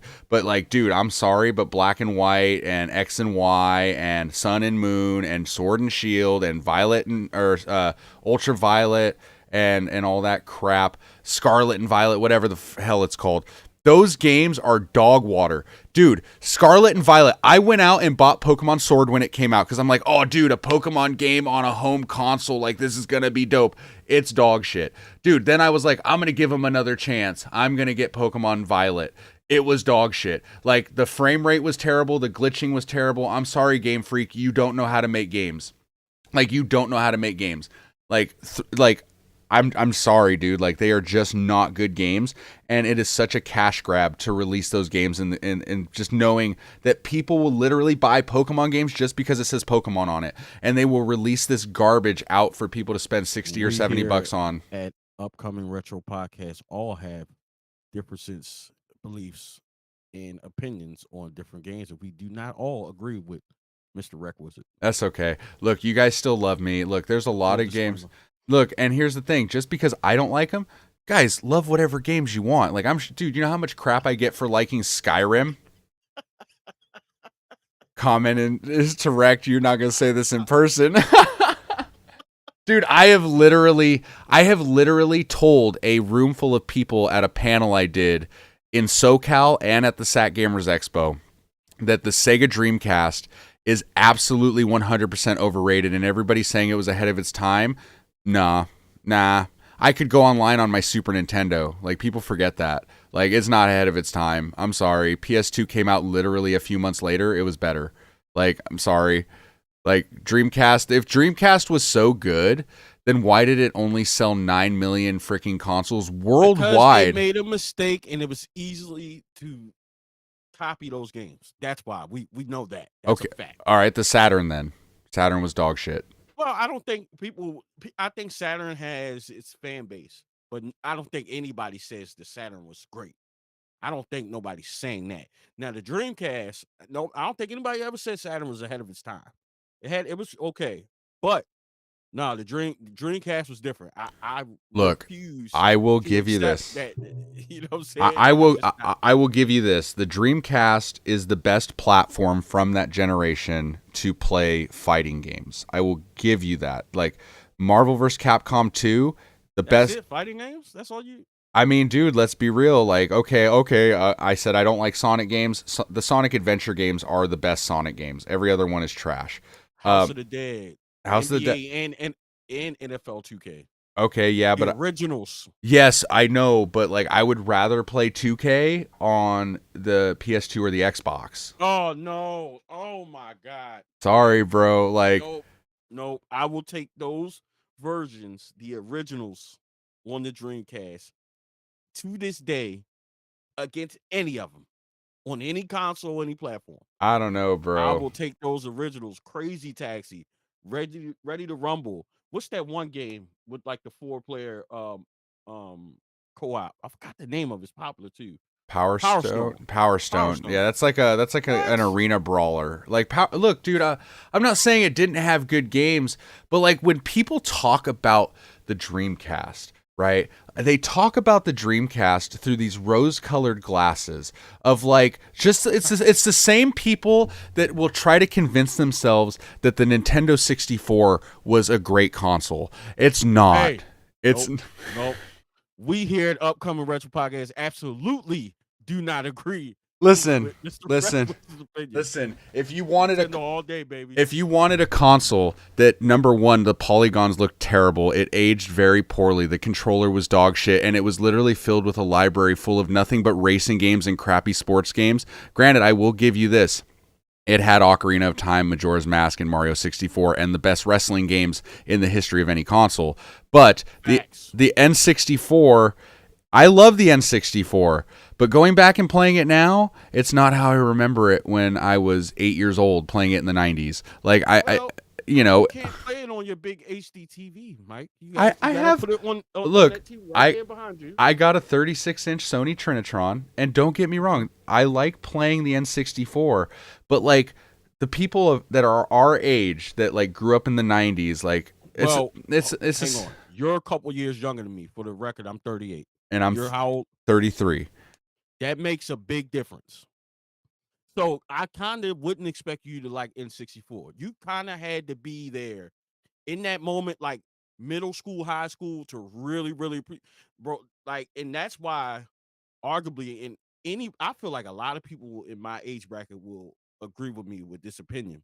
If you were in that age bracket at that time, middle school, high school, when N64 came out, that's why people for nostalgia, I always mess it up. Nostalgia reasons put N64 as the greatest console, because that couch co-op time, it's truly unmatched. Only thing coming close to that is to me is the Switch. Look, that time frame, GoldenEye, Diddy Kong, bro, it was super duper. Oh, dude, no, I know, and I loved the N64. You were too young to really like understand that. In middle school, yo, bring your controller. It was lit after school. Everybody had one. Everybody at least had a controller. You got 4 people. Smash Brothers came out, which was insane. That commercial was goated too. I love it. Oh yeah. That commercial is goated. But it's like, oh yeah. If you were at that age at that time, bro, I remember playing multiplayer South Park. Who remember the South Park game on the N64? Oh, dude, I got that chat up. Y'all gotta let Mike know how messed up he is. I don't know what he put in his coffee this morning. Look. Y'all gotta light him up. Look, that's in that age bracket, mid to late 30s. Let this dude know what N64 was like. Here we go, bro, here. I had an N64. The gamer. N64 was the truth. How old were you that you remember when N64 was out? So I was born in 1991. I got my first console I ever got was a Super Nintendo. Now, mind you, I got the Super Nintendo when I was about 5 years old, so 1996.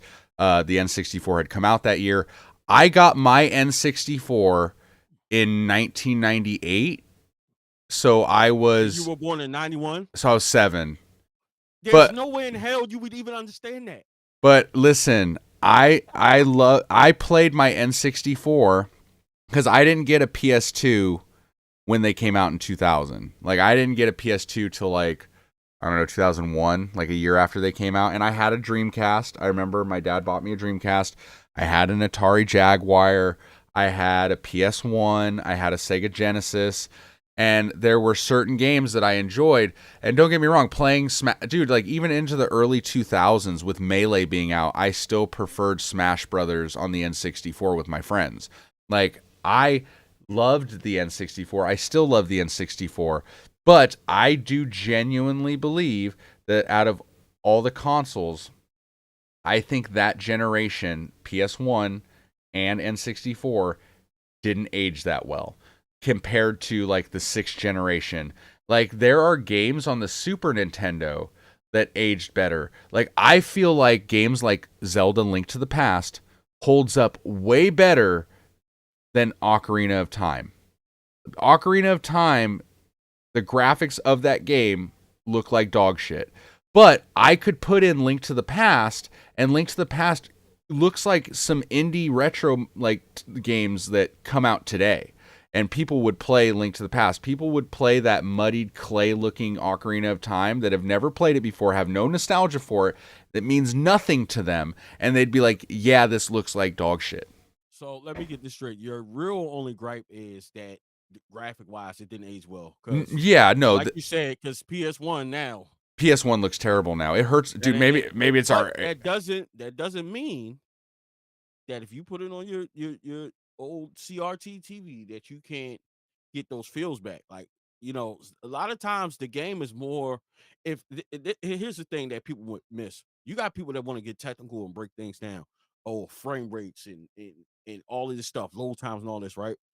But Nintendo proved this. This is why Nintendo was king. And it's the truth. I'm not even just being, yes, I'm biased, but the truth of the matter is N64 will always remain supreme because they're true to the art. They really are true to the art.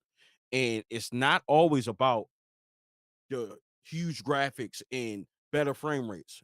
If the games are great and people enjoy it, that's what's gonna make the lasting impression. Yeah, but I also think the PS1 aged like spoiled milk too. The PS1, like dude. Yeah.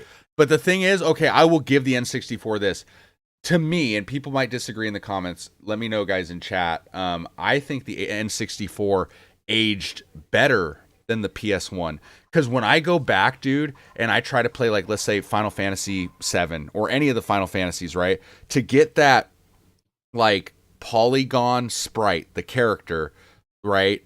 But then to have, like, the pre-rendered backgrounds, it looks so blurry to me and so mudded together that it's like it's hard for me to like tell what the hell is going on sometimes, because like I'm looking at Cloud run across the screen in Final Fantasy VII, and then the backgrounds are like these pre-rendered backgrounds, and it just blends and it just does not look good. Whereas I think the N64 in that regard does look better. The PS2, the 6th generation, is the best generation of gaming, in my opinion. You had 4 of the biggest video game companies in the world, the main 4, Xbox, PlayStation, Nintendo, and Sega, came out with their best consoles that generation, in my opinion. Or, well, they're like, you had the PS2, the best-selling console of all time from Sony, with over 4,000 games in its worldwide library. You had the Sega Dreamcast, which is regarded as the best Sega console of all time, that was ahead of its time. You had the Nintendo GameCube, that may have not been as popular back in the day, but has reached an all-time peak now with a really great library of games. And then you had the original Xbox with Xbox Live. Like, each console across the entire generation, each manufacturer, each company made a solid console. Right? There was not a bad console in that lot. You also, from the 6th generation, you had like the Game Boy Advance. The Game Boy Advance and the Game Boy Advance SP were amazing. So like the 6th generation, don't get me wrong, the 5th generation, the N64, technically the Atari Jaguar, the PS1, the Saturn, like those games walked so the 6th generation could run. I will pay respects to that, don't get me wrong. But the graphical jump from that generation to like the PS2, the Xbox, the Dreamcast was insane, dude. Look at Final Fantasy X and look at Final Fantasy VII. Like, that was huge, dude. Like, to jump from that to that was nuts. Look at Ocarina of Time, and then look at Wind Waker and Twilight Princess. Like, those games were gorgeous, dude, when those came out. Like, it was such a big jump. I think the 6th gen is the best generation of gaming. I would love to know what people think in the comments in both of our streams. Like, what do you guys think? What is the best generation of gaming in your opinion? If you're not sure which console falls into what generation, generation 1 would be like really old, like 1970s consoles and stuff like that.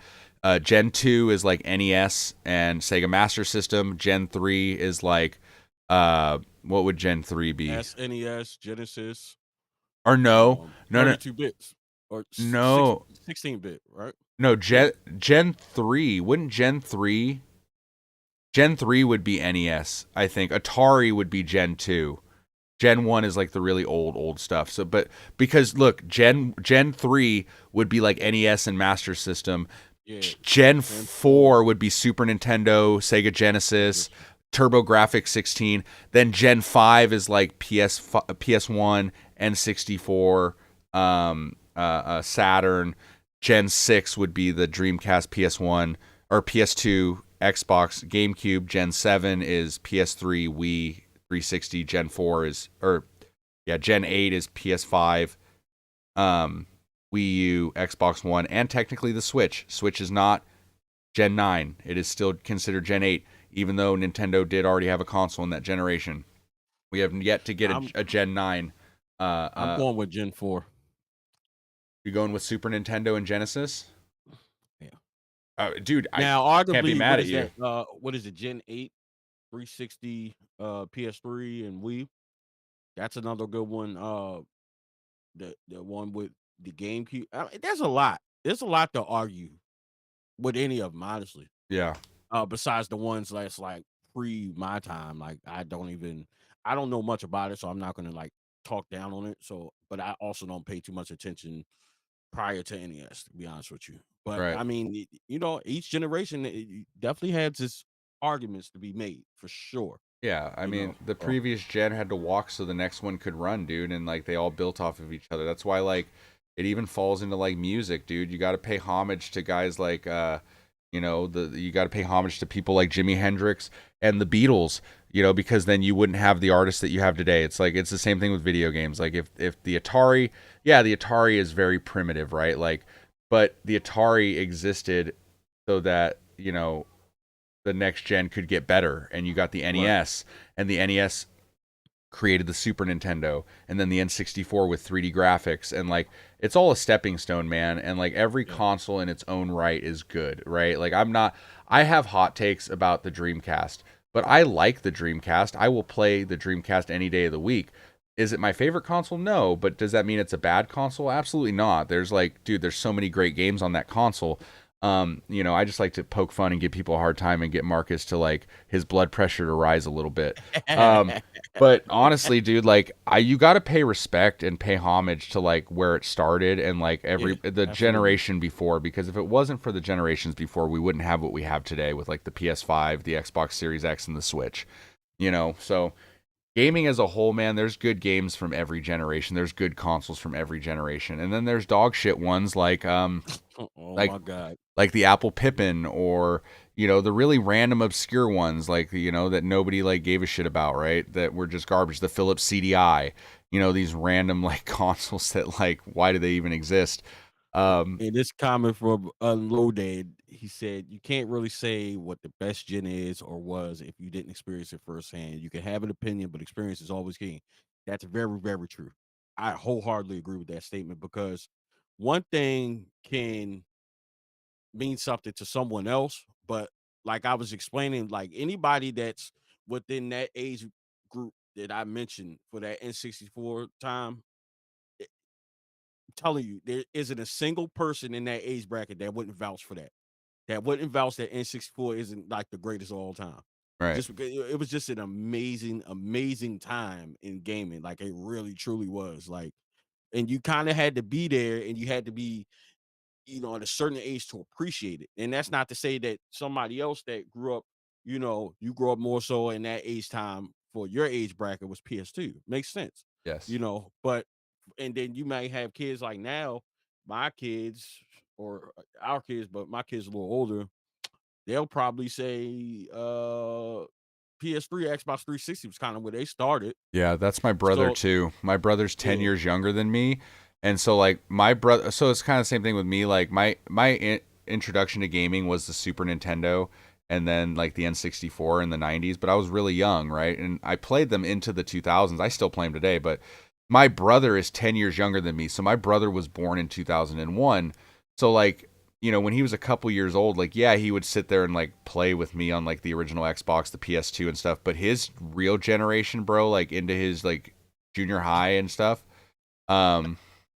Rec got him some crazy suits. You guys haven't seen my Pokemon suit yet. My Pokemon suit is the most obnoxious one out of all of them I own. I'll wear it and pose for you guys one time. But my brother's generation that he remembers vividly, that he's most nostalgic for, is the Wii, the PS3, and the 360. Like that is his generation. And I remember when I was setting up my game room and I had my CRT set up and I had plugged in the N64 and I was testing it out, and me and my buddy Nathan and my brother were sitting there, and we turned on like the N64, and my brother looks, and my brother goes, "Why does it look so bad?" And and that's because he wasn't born till 2001, so he didn't grow up playing the N64. Like those graphics to him are bad. Like he just didn't like it. He was like, "This is ugly, dude. Like give me the PS3, give me the 360 or the Wii. Like this is garbage." Yeah, those 3D graphics were tough.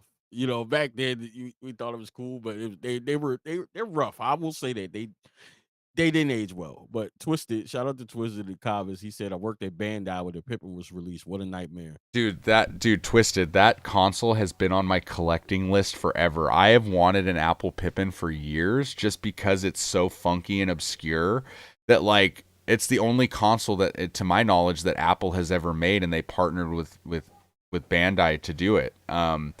And it was a huge failure, but it's still really a cool piece of history, right? Just Kind of like the Atari Jaguar. It's a garbage console, but it'd still be kind of cool to have one. I grew up with the Atari Jaguar. I remember getting an Atari Jaguar at KB Toys and then buying almost all the games because they were in the clearance bin at KB Toys. Yeah. I got a special place in my heart for the Jaguar. I recently sold mine, but I remember getting one like, you know, for the low at the time. So I picked that up, but it was definitely different. And I think just because that was something that I kind of got with my own money, I didn't. It was a mess up situation. I never even got to play it back then, but when I got it again, I was pretty excited about it. Shout out to Neil Ness in the comments. What's up, bro? How are you, man? Welcome in. We're just having a nice comp. And, with Neil Ness in the chat, let's talk about Neo Geo real quick. Since we're talking about I don't even know what generation was that.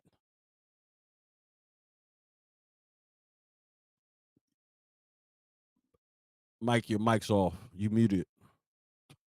So Neo Geo is probably like the 4th gen, right? Yeah, 4th gen would be like the Genesis and Super Nintendo, like early 90s stuff, late 80s, early 90s, like TurboGrafx, that era. Okay, yeah, Ben says in chat it is 4th gen. So okay. Now, see, there we go. So Neil Ness said the same thing, 1990. So NES wow, it's that old? yeah. Now, that's a whole nother level. Like for more than one reason, just because the common person couldn't afford that. But at the same time, we got direct arcade clones. Like, Yeah.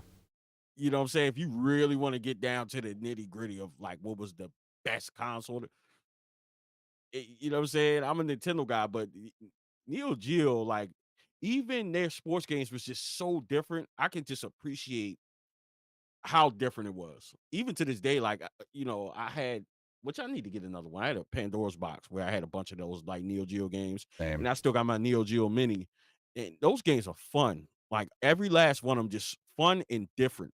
You know what I'm saying? Like that's something that it's kind of unmatched, and it has its own lane. And Mr. Neil Ness is close to completing that set. How far are you with that set? Which is amazing to say the least, like straight up and down. Last games were made in the early. Yeah, they did. He said down in the comments, he said that last games were made in the early 2000s. That's very true. They had a long time when they were still doing production. That's insane. That's what, 10 plus years? Like that's crazy. That's insane. They definitely had a long run. I think it was another console that had a long run too. Was that NES? NES was pretty long after their due date. So Neil Ness says he needs 18 English titles to complete the English set. That's crazy. And how That's many in the set? nuts. I think it's like 100 or something, 200 something, right? Something like that. But yeah, that's crazy because Neo Geo is extremely, extremely expensive to collect for. So shout out to him, man. And I always encourage him to stay with that, because even if we can't afford it, you decided to take that task on and be able to provide that information. Somebody else is gonna, I think we all appreciate Neo Geo. I just think our bank accounts don't appreciate Neo Yeah. Geo, but I mean, it's still amazing to see the progress, like his collection. Make sure y'all check out his channel as well. Make sure you go sub to Neo Ness. is awesome, dude. Yeah. Great Yeah, creator. I loved seeing the absolutely. Neo Geo stuff, dude. It's so unique because it's so expensive. Not many people do it. So I love your content, man. Absolutely. Oh, he's got there's 94 English and the rest of Japanese exclusive.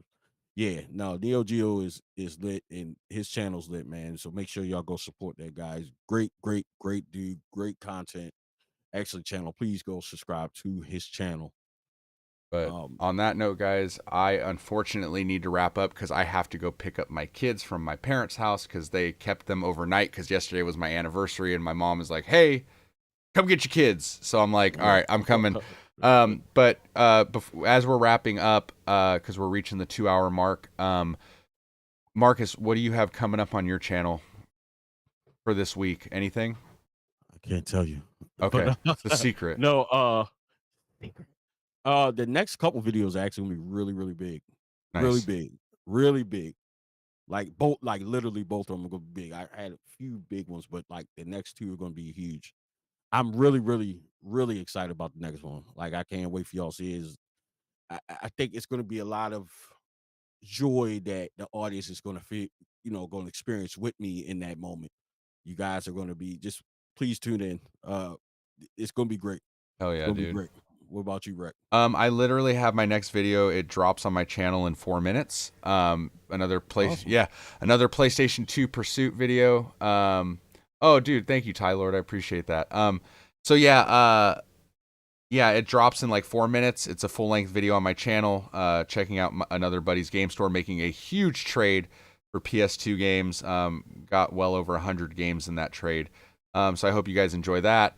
I got some other like shorts and stuff I'll be working on this week because from the hunting I did yesterday, and I'll be I think working on some other smaller stuff, some other videos, maybe an Xbox video before the store closes. But other than that, that's about it, guys. So like hopefully you guys like the video that comes out in just a couple minutes. Yeah. Absolutely. Make sure y'all go over there, check that video out, and let the people know where to reach you. Even Yeah. though they should know it already. You can find me on TikTok, Instagram, and YouTube. Yeah, I'm on all those platforms. Same name, RectWizard on all of them. So it's easy. You can literally, all the links are actually here on my YouTube or on my Instagram. You can find them everywhere. It's all connected. Awesome. And of course, you guys can find me on all gaming and social platforms at VideoGameVotary. And thank you guys for supporting the podcast. And please subscribe to the podcast channel because we're trying to build that channel up before we start going live over there. Yeah. So the podcast channel is the name of the podcast, Upcoming Retro Podcast. Please sub. I'm gonna link it in the description down below for you find. Even if you type it in, it's very easy to find. But with that being said, until next week, we signing off. Enjoy the rest of your weekend, guys, and be safe. Love your family. Bye, guys. See you next time. Peace.